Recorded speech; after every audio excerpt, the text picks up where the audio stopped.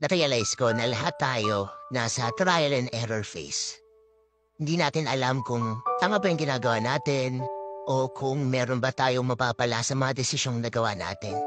Yung realization na lahat tayo merong pinagdaraanan, na lahat tayo first time dito sa mga bagay na to, doon natin marirealize na lahat tayo pantay-pantay.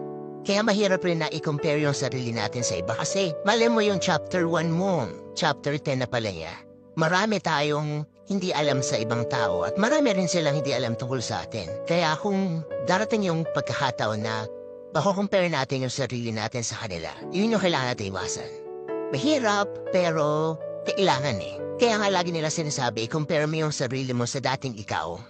Kasi dun mo makikita kung nag-improve ka ba, kung meron ba nangyari na maganda sa buhay mo, yung realization na lahat tayo may pinagdaraanan. Doon tayo nagiging pantay-pantay. Lahat tayo may hinaharap. Kaya huwag mo i-pressure yung sarili mo sa nangyari sa ibang tao. Kasi may sarili kang labang pinagdaraanan. May sarili kang path na tinatahak.